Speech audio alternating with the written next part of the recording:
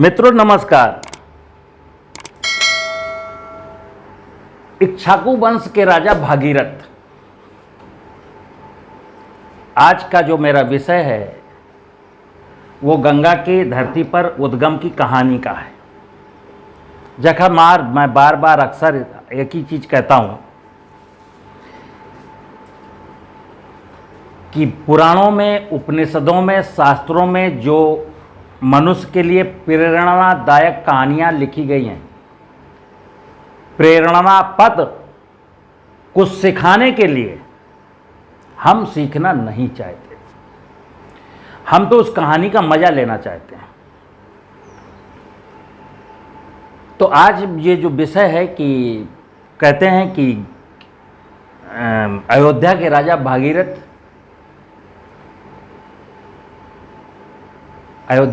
भागीरथ हिमालय पर जाते हैं और ब्रह्मा जी की तपस्या करते हैं, इसलिए कि आप गंगा को धरती पर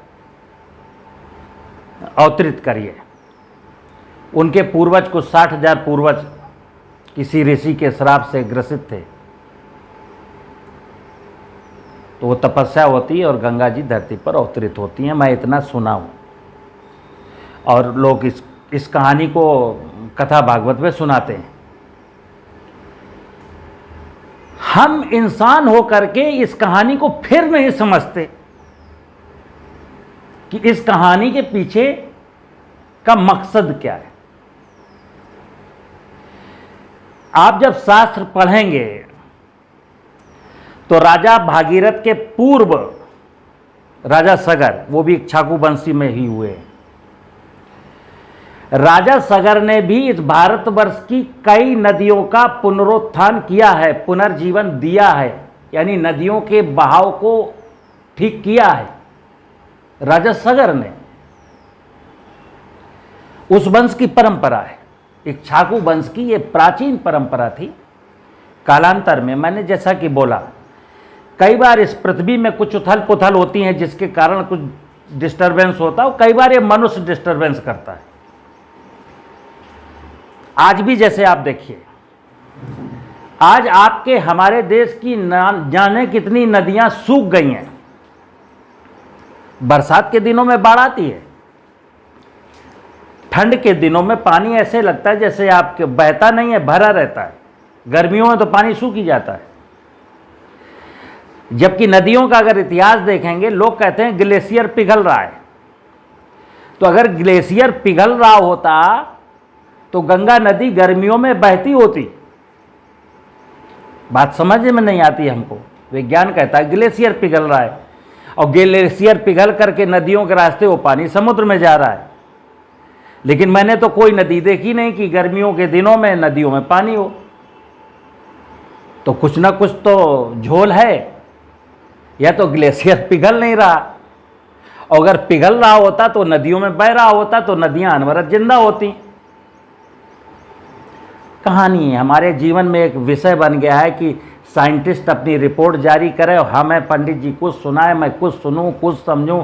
सब उल्टा पलटा। जसपाल भट्टी का सीरियल आता था 20 साल पहले, उल्टा पलटा, वैसे ही सब चीजें चल रही। लेकिन ये जो विषय थे ये मानव कल्याण के लिए थे, प्रकृति की वैभव को सुदृढ़ बनाए रखने के लिए थी। वो मैं विषय समझ ही नहीं रहा हूं कि मेरा कल्याण इसमें कैसे होगा, प्रकृति का कल्याण कैसे होगा। एक कहानी है कि राजा भागीरथ थे, ब्रह्मा जी की तपस्या की थी। यहां भी मैं फिर कहता हूं, इनकी कड़ियों को जोड़िए, थोड़ा और पढ़ लीजिए। शास्त्रों में गलत कुछ नहीं लिखा है। गंगा कौन है? गंगा के पिता हिमालय है। समझिए बात को। हिमालय पिता कैसे हो गए? नदी के पिता हिमालय हैं। चूंकि हिम शिखर है, प्रेसिपिटेशन जो बादल बनते हैं, समुद्र से पानी जाता है, वो प्रेसिपिटेट होकर के वहाँ बरसता है। हरे भरे जंगल है, हिम क्षेत्र भी है। कुछ बर्फ़ के रूप में जम जाता है, कुछ पानी के रूप में पेड़ों के नीचे ज़मीन में एब्जॉर्ब हो जाता है, फिर वहाँ से नदियाँ निकलती। साइंस की भाषा में और आध्यात्म की भाषा में, दोनों में हमें समझना है। गंगा के पिता हिमालय हैं। पार्वती के पिता भी हिमालय हैं। पार्वती यानी शिव जी की पत्नी,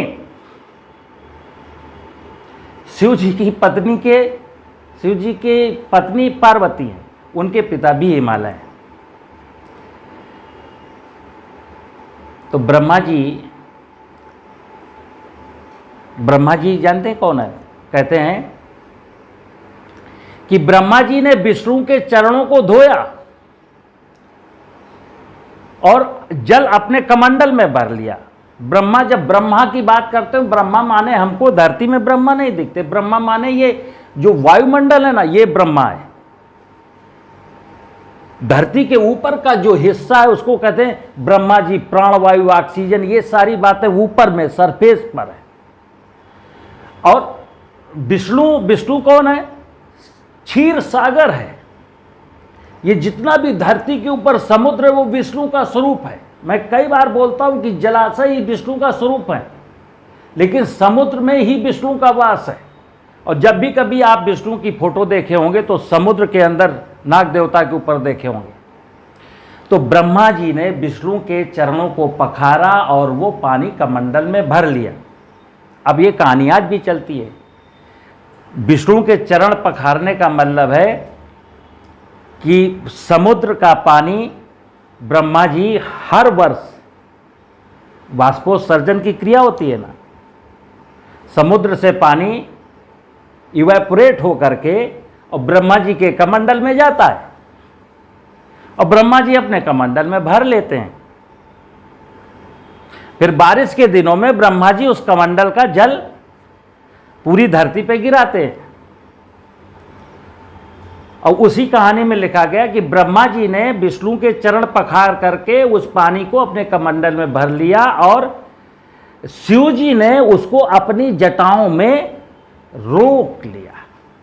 देखिए आप शिव जी की जटाएं कहाँ, जो इस भूमंडल पर जो ऊंचे ऊंचे हिम शिखर हैं, जो पर्वत श्रृंखलाएं हैं, वो शिव जी की जटाएं कही गई। तो वहीं पानी प्रेसिपिटेट होकर के वहीं रुकता है। शिव जी ने रोक रखा है, शिव जी की जटाओं में रुका है। शिव जी के शरीर में तो हम बह जाने देते हैं, लेकिन वो हिम शिखर हैं, जो पर्वत श्रृंखलाएं हैं, वहां पर जटाएं वो रोक लेते हैं। और फिर भागीरथ की तपस्या के बाद, भागीरथ की तपस्या क्या है कि शिव जी ने पानी को रोकना बंद कर दिया। क्यों? वहां पर जंगल किसी ने काट डाला। मतलब पर्वतीय जो श्रृंखलाएं हैं, जो पर्वत श्रेणियां हैं, उनकी व्यवस्था को किसी ने तहस नहस कर दिया। जैसे आज मानव अपने निजी स्वार्थों की पूर्ति के लिए प्रकृति के वैभव को नष्ट करता है, ऐसे कालांतर में कई बार हो चुका है। उस समय भी प्रकृति के वैभव को किसी ने नष्ट कर डाला था। गंगा सूख गई थी, सरयू सूख गई थी, बहुत सारी नदियां सूख गई थी। राजा भगीरथ ने उनके पुनर्जीवन के लिए भागीरथी प्रयास किया। भागीरथी प्रयास का क्या?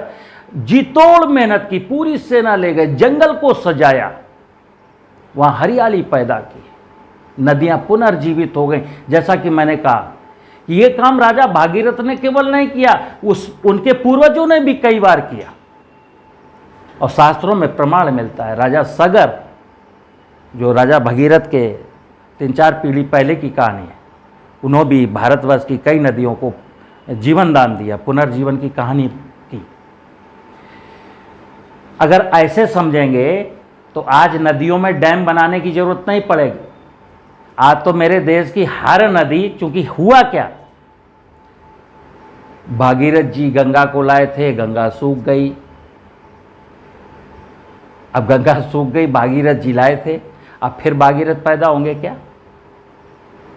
आप कौन हो? आप भी उन्हीं भागीरथ की अगली संतान हो, उसी पीढ़ी के वंशज हो। आपको भी पुनर्जीवन के लिए आगे बढ़ना चाहिए। लेकिन समस्या ये है कि अगर इस चीज को सीधे सीधे व्याख्या किसी ने, पंडित जी ने, किसी ने भी, विद्वान ने ऐसे की होती, क्लियर कट लिख दिया होता, घुमा परा करके जो इतनी लंबी कहानी लिखी गई कि ब्रह्मा जी ने कमंडल में, तो बस वहीं से खेल गड़बड़ हो गया। ब्रह्मा जी कमंडल में, बोले इतने बड़े पीतल के कमंडल में गंगा जी। ब्रह्मा का कमंडल जानते कितना बड़ा है?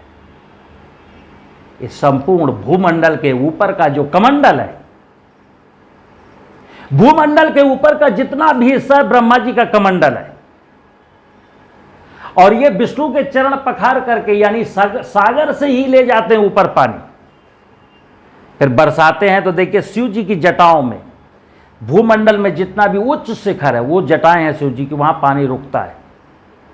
शेष धरती हम लोगों के अधीन है, शेष धरती में हम बह जाने देते हैं क्योंकि मैंने यहाँ ध्यान नहीं दिया, लेकिन शिव जी इतने हैं कि वो रोक लेते हैं, फिर उसको धीरे धीरे साल भर रिलीज करते हैं ताकि तुम भी मरो ना, तुम बच जाओ, तुम्हारी प्यास बुझ जाए, तुम्हारी वनस्पतियाँ बच जाएं, ऐसा भाव है। तो जो शास्त्रों में लिखा है उसका वास्तविक मतलब क्या है हमें यह समझना है।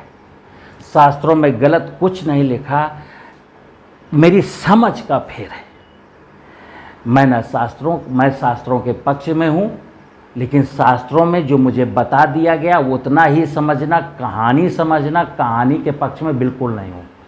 मैं इस पक्ष में हूँ कि इंसान इन शास्त्रों में लिखी गई भाषा को जरा ठीक से समझने का कोशिश करे और तदनुरूप आगे अपनी आने वाली उज्जवल पीढ़ियों के उज्जवल भविष्य के लिए, जैसे मैंने समुद्र मंथन में कहा, विष तो पीना पड़ेगा। अब गंगा को, जमुना को, कावेरी को, ब्रह्मपुत्र को, नर्मदा को अगर जिंदा रखना है तो हमें कर्म तो भागीरथ जैसा करना पड़ेगा। एक बार फिर नर्मदा के उद्गम पर जाना पड़ेगा, गंगा के उद्गम क्षेत्र पर जाना पड़ेगा, देखना पड़ेगा कि यहाँ क्या गड़बड़ हो रहा है। तो जो कुछ गड़बड़ हो रहा है उसको ठीक कर देंगे तो गंगा फिर बहने लगेगी, फिर हमको डैम बनाने की जरूरत नहीं पड़ेगी। और अन्यथा डैम भी काम नहीं आ पा रहे, पॉपुलेशन इतनी बढ़ रही है कि डैम भी आदमी की प्यास नहीं बुझा पा रहे हैं, खेतों की प्यास डैम क्या बुझाएंगे। नमस्कार।